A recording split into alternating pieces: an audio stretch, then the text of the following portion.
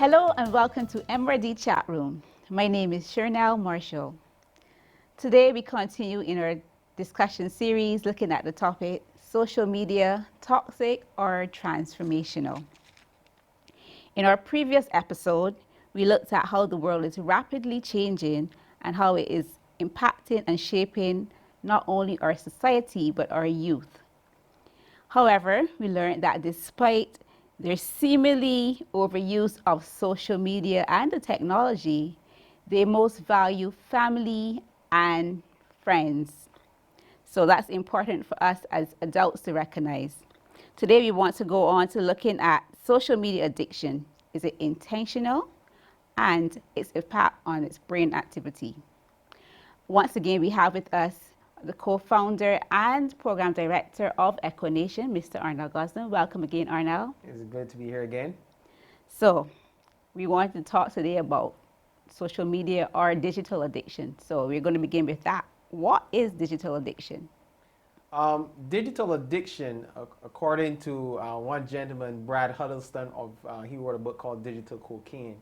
He said digital addiction in its simplest form is when someone cannot do without their digital device, or when interacting with digital devices or digital technologies interfere with normal life. It is said that they are addicted. So is a behavioral disorder that really impacts our mental health. So besides the fact that it's an addiction, because we know that that's not necessarily something that's very good, why is digital addiction then important, looking at it? I think especially as we're talking to teachers and we're talking to parents, and it is important that we understand how this addiction to our devices or to social media, how it impacts our life, how it impacts the development of the child, how it impacts how they socialize, how it impacts how they communicate, all these things. And at the bottom line, as I said just now, it is a behavioral disorder that impacts our mental health. And as parents and as teachers, we want that our children have good mental health. And when we say mental health or mental wellness, we're talking about how they think, how they feel, and how they behave. And how is that achieved in balance with their engagement with digital technologies? So are they able to have what we would call the psychological resilience to know that certain types of behaviors or practices that they may do, or the way they conduct themselves online or who they engage with online may end up or harming them or putting them at risk or jeopardizing their safety, jeopardizing their causing psychological distress. All these things parents and teachers must look at, and how all this is impacting the child and their development. So you talked about mental health and having good mental health, and you basically broke that down for us. Then you went on to sharing about balance. Mm-hmm. Would this be considered a media balance? What kind of balance are you talking about exactly? Actually, you hit the nail on the head. The term is called media balance, and it basically is a way that you can determine does your child have a healthy relationship with screens? And I think we may have a video available now that's going to basically allow parents to look at 5 ways in which you can determine if your child has a healthy relationship with their digital screens. Here are 5 signs your kid has a healthy relationship with screens. Number 1. They're physically healthy and getting enough sleep. Number 2. They're engaged and learning in school. Number 3. They're pursuing hobbies and interests. Number 4. They're socially interacting with friends and family. And number 5. Their digital life appears fun, positive, and even educational. For help managing your kids' screen time, visit us at commonsense.org. Interesting video. So what would you say is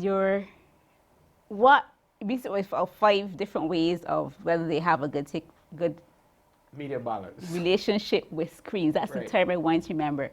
Have a good relationship with their screens. What do you say is a major takeaway from this video? I think the major takeaway is one, parents need to be monitoring and have a relationship with the children to know what is going on.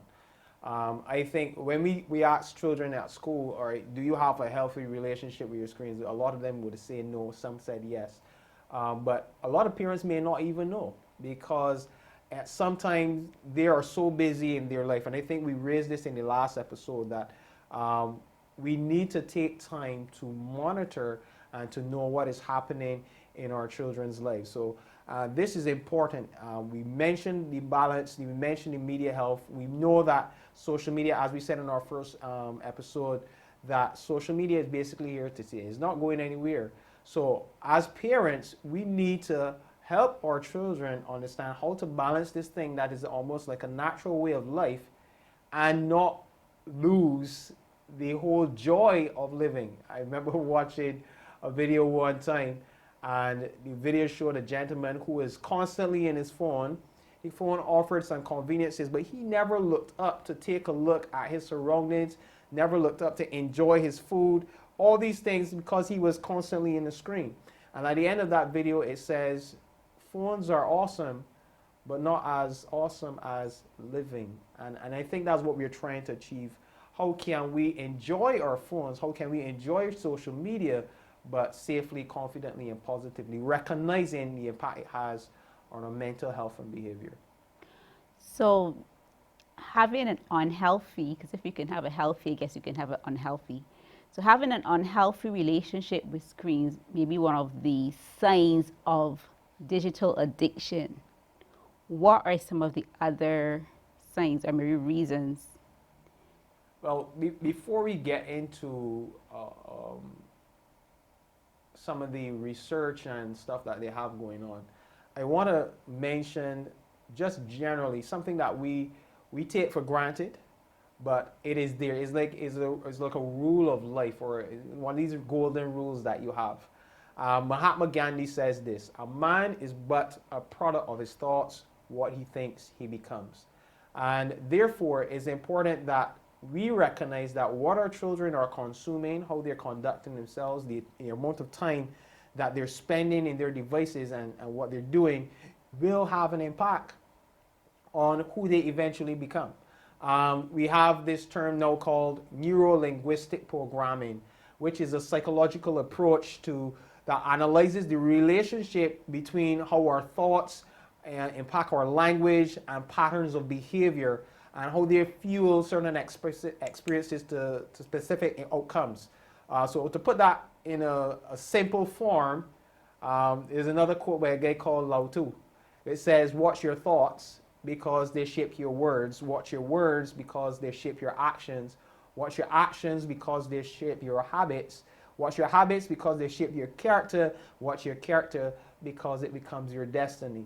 So scientists have now recognized that what we feed our minds start to be expressed in how we speak. It starts to influence how we behave, and it starts to influence who we are in essence. So I think that is very important for parents to recognize this, that you mentioned it somewhat in the last episode, that if we allow the screens to parent our children, you can end up having a child that you do not recognize because they start to emulate what they see in the screens, and the people that they follow, the things that they do, start to shape them.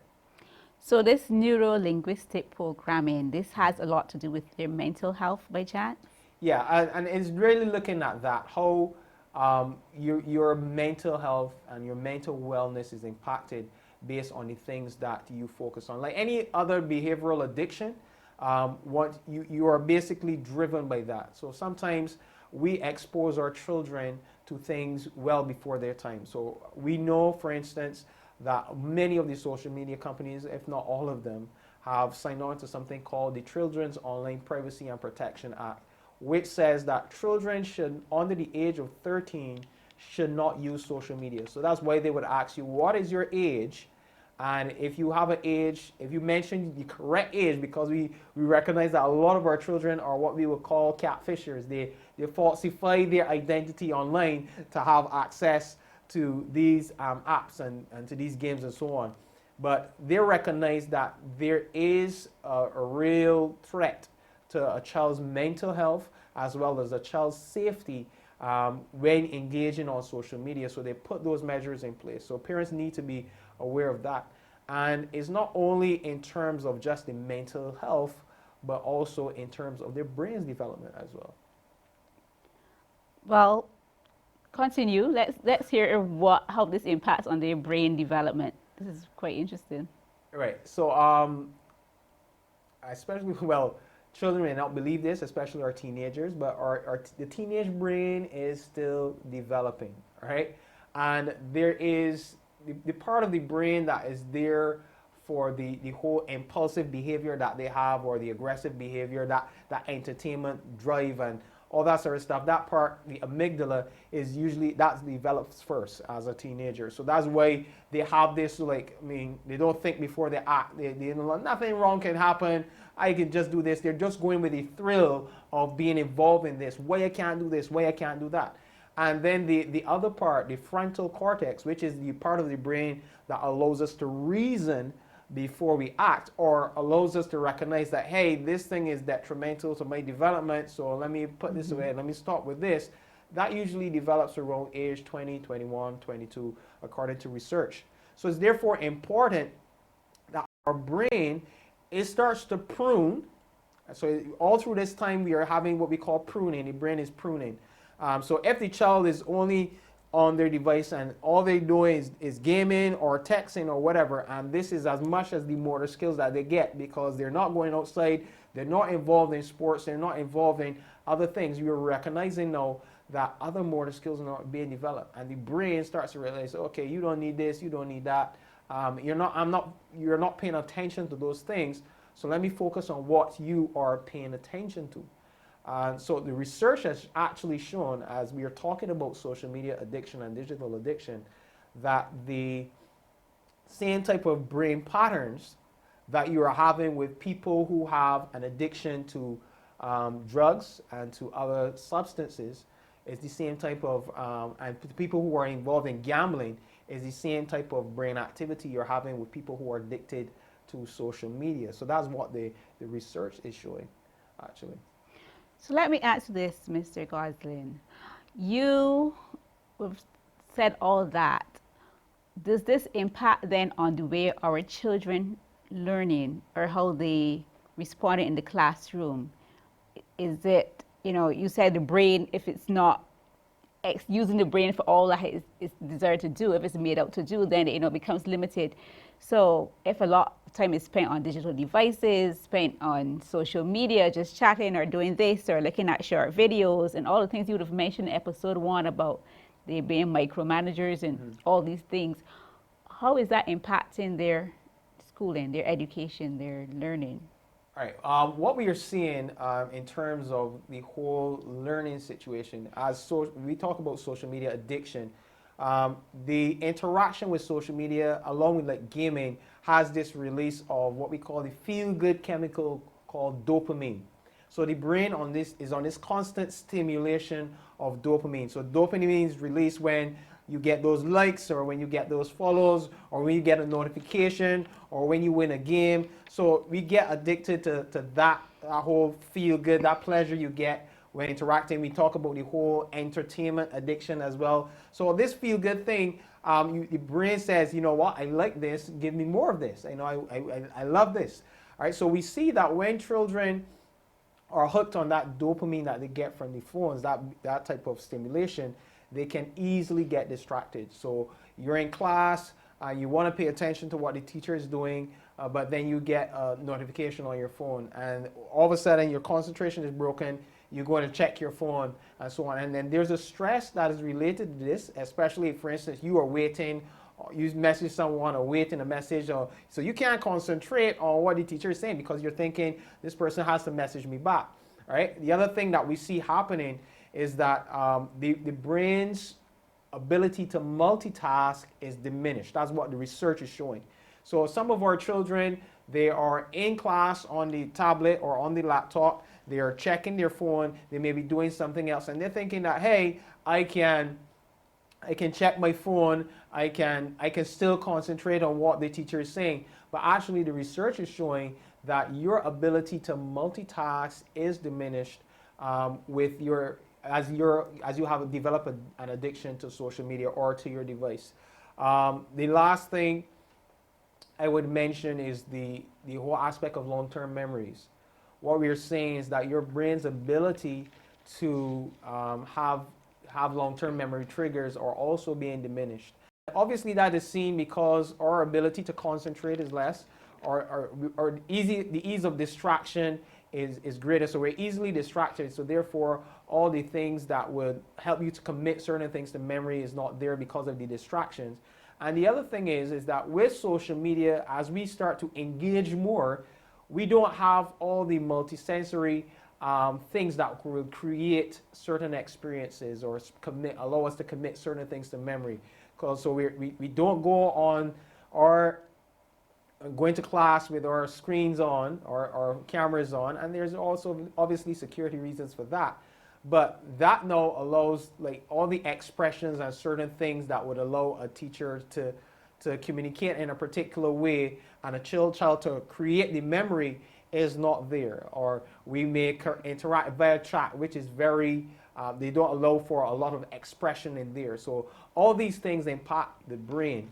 And that's basically what the research is showing. So the areas of the brain that scientists or researchers are really seeing that interactivity impacting will be the areas of the brain that control our emotions. So you will see that as the child starts to interact with the social media or with their devices, how they feel or certain attitudes or certain expressions that come up with that in terms of anxiety or euphoria in having a device comes out. So emotions.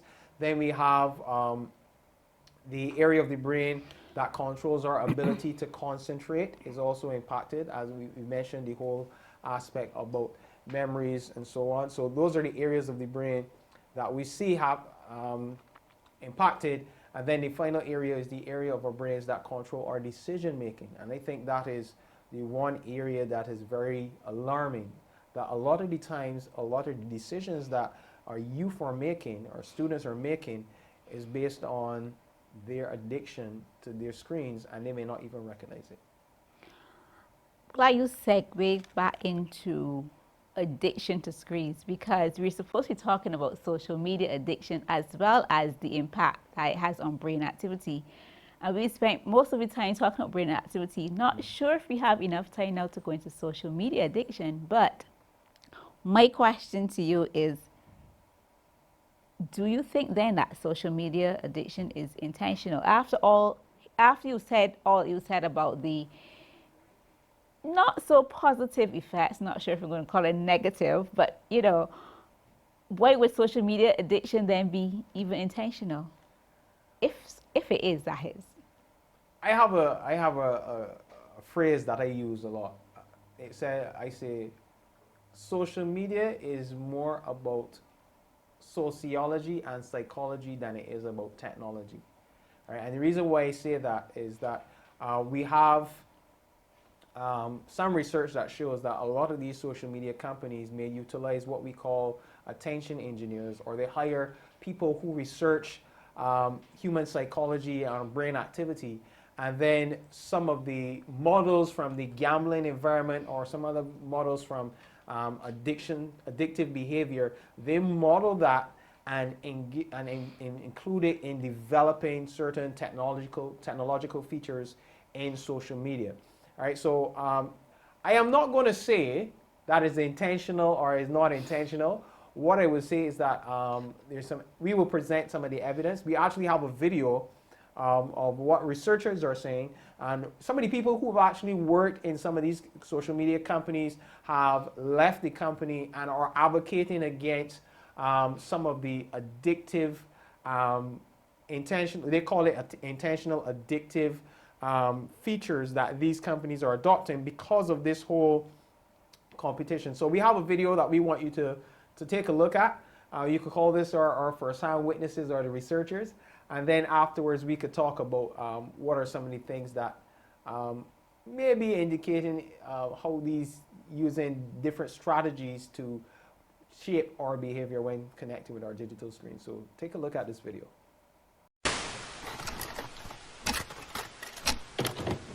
You're dealing with an addicted generation. This is a big time bomb ticking. This is no accident. Indeed, it is by design. I mean, seriously? It was my mistake. I mean, I think we can all feel it. To try to make these products as addictive as 400% possible. spike in dopamine. We now know that many of the major social media companies hire individuals called attention engineers who borrow principles from Las Vegas casino gambling, among other places, to try to make these products as addictive as possible. That is the desired use case of these products, is that you use it in an addictive fashion because that maximizes the profit that can be extracted from your attention and data. It literally is a point now where I think we have created tools that are ripping apart the social fabric of how society works. That is truly where we are. The way the technologist Jaron Lanier puts it is that these companies offer you shiny treats in exchange for minutes of your attention and bytes of your personal data, which can then be packaged up and sold. What happened is that the attention economy and this race for attention got more and more competitive. And the more competitive it got to get people's attention on, say, a news website, the more they need to add these design principles, these more manipulative design tactics, as ways of holding on to your attention. You don't realize it, but you are being programmed. Social media tools are designed to be addictive. The actual desired use case of these tools is that you fragment your attention as much as possible throughout your waking hours. That's how these tools are designed to use. Well, we have a growing amount of research which tells us that if you spend large portions of your day in a state of fragmented attention, so large portions of your day where you're constantly breaking up your attention, take a quick glance, do a just check, and just quickly look at Instagram, that this can permanently reduce your capacity for concentration.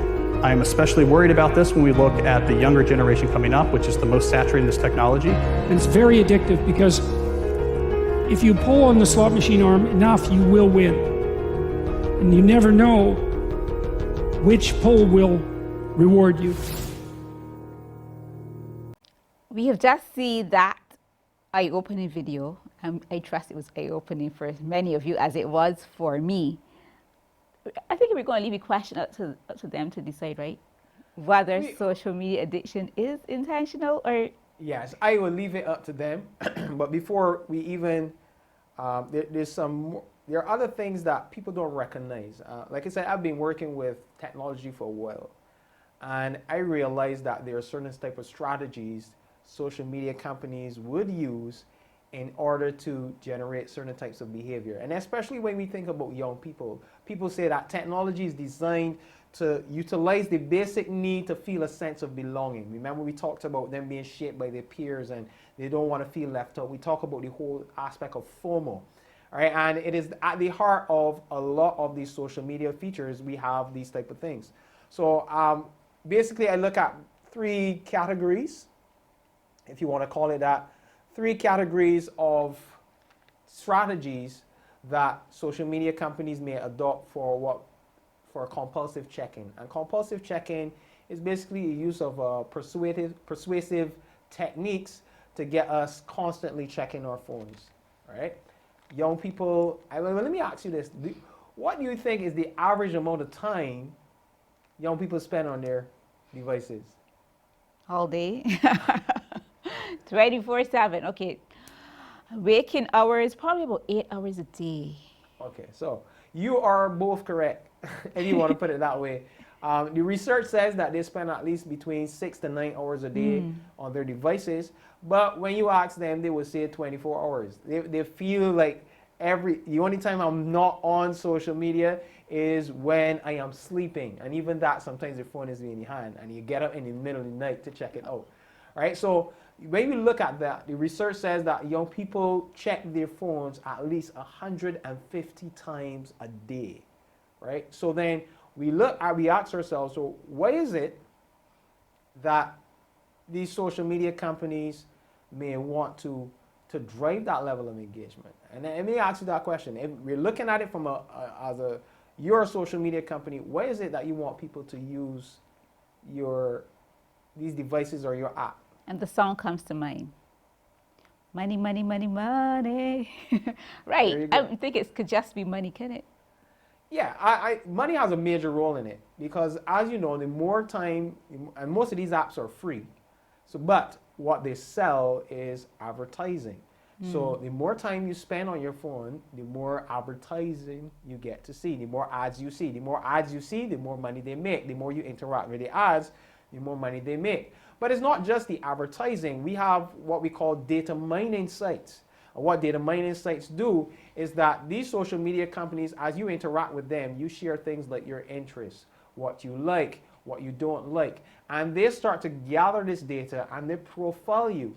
And then some data mining companies will say, well, hey, I want a profile of your users that match this, this particular criteria. And they would sell that data to the users. Or you may see it sometimes when you're setting up ads in these social media apps. You could say, well, hey, I want to sell ads to a user that matches this particular profile. So we have that in there where your information online, whatever, how you interact with these social media apps, your information, your interest is being sold.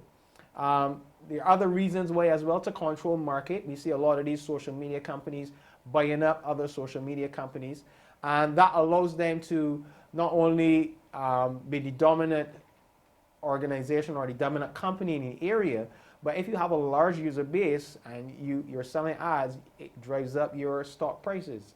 So you can make money now by, hey, if I have 500 million users using my app, when I go to the public market now on the stock market, I'm going to be probably instantly multi-millionaires or multi-billionaires. And then the last thing that we're seeing more recently is the whole aspect of influencing certain types of behavior or even political stuff. So we saw how, for instance, with Donald Trump, the whole US election, how social media played a major role in Donald Trump's campaign. And then we saw how now in the second election, how certain social media companies started to put some sanctions on certain political parties or particular persons in terms of what they can say or what they can't say, and that can influence the narrative in terms of political outcomes. So all these are different reasons why these social media companies may use this. And when it comes down to strategies, we have three major categories that we look at in terms of strategies that social media companies use. We have what we call the brain rewiring strategies. So these strategies actually based on their research on how our brains function. These strategies manipulate that to get us doing certain things. All right. So for instance, we have the strategy of infinite scrolling. Let me ask you this question. If you went on Google and you were using Google search and you did not find what you were looking for on page 1 or page 2, what would you normally do? I will probably, I don't know, skip to one more page, and then if I don't find it, type something else to look for. So you will basically refine your search. Yes. Yeah, refine your search. You're not going to go all the way down to page 10. Of course not. Right. So what infinite scrolling has done is rewired that your whole brain's function. Because it is, Google search is a paginated list, there is a trigger in your brain saying, I am not seeing what I'm looking for. Let me go to the next page, maybe I'll find it. I am not seeing what I'm looking for. Let me research, refine my search, or I'm done with that. Most students say, well, if I don't see it on page 1 or page 2, I will either refine my search or finish with that. But with infinite scrolling, what some of these social media apps will do, there's this constant feed. So you don't ever really get to the bottom. There's no trigger to tell your brain you're not finding what you're looking for, refine your search or anything like that. All that happens is that your brain keeps on saying, probably I'll see it with the next scroll. I'll see it with the next like 2 scroll. hours later, I'm still scrolling. You're still scrolling. And you have a lot of social media companies that utilize that, where it's like this is bottomless feed of information. So I'm hearing you say all of this, and I'm wondering two things. One, how do our educators compete? And two, are there any of these technology, these methods that they as educators can use to do that? I'm thinking infinite scrolling. I want my children to be looking at work. Can I use an infinite scrolling kind of, I don't know, something like that, or even the likes? So it's like giving pass or corrects or something. Can I give likes for some? I don't know. I'm thinking all these interesting things out there. So there's posting. You said they love posting. They love the short videos. Maybe can get children to send in homework via short videos, or I don't know. This is just going through my mind as you sit there and speak about how this can impact our school system, or what can our educators do differently so that we can use the same Well, there are some strategies that are very manipulative. So I would say that utilizing those. But I think when we recognize that digital media is what we call rich media, it allows us to have certain experiences, especially with online school, where they can learn through video, through audio, through different types of interactions, illustrations, images, and so on. And so you will have a richer experience when it comes to learning if you start to adopt some of these things. I think that if we just go back to just doing what we would do in the classroom, but just having a camera up, it may not be as engaging as if we utilize certain things. So for instance, what we would do in our schools, when we are doing our curriculum, we have a curriculum that speaks to the three main areas we talk about. So we have a curriculum that deals with digital citizenship and internet safety. We have a curriculum that deals with social media addiction, and we have a curriculum that deals with the power of music. And what we do in there is that we utilize things like video. We also utilize gaming. So let me give an example. We have a gaming platform that we would allow the class to compete against each other and the teacher. And basically the game is all a rehashing of what they would have learned in the class. So these are all things that educators could use based on the knowledge of how our young brains are engaging with the social media, are engaging with digital technologies to enhance the learning experience, really. Wow, that is a lot. And today's session was very full, very impactful. I can't wait until the next episode. We sit and chat about some more interesting things along brain activity, around social media, on digital addiction. As we look at social media, what is it? Toxic or transformational? Yeah, So, and I think what I must tell you, please don't see this as like it's a chat. So a lot of the times, people may think, well, I may know about that one, but there are so many different ways and strategies that companies use to get us or to extract certain behavior. One of the things I would encourage our parents to do is to follow us, check us out on our website, check us out on our social media pages. There are some seminars that we will be bringing to help parents to understand this. And as well as if you are a student or a child and you want to go through this and evaluate for yourself how social media is impacting my mental health and behavior, these are all things that we want to encourage you to connect with us. We will have some public campaigns coming out soon, so make sure to follow us. And we're going to get more deeper into what these strategies are and then what you can do to overcome that. and I encourage you to have some of these seminars for our schools, because I'm sure that we don't even know where to begin to compete with the strategies of the digital world. So maybe you can help us out there as well. So thank you, Mr. Gosling, for today's session. And we look forward to next session. So until then, goodbye. Goodbye.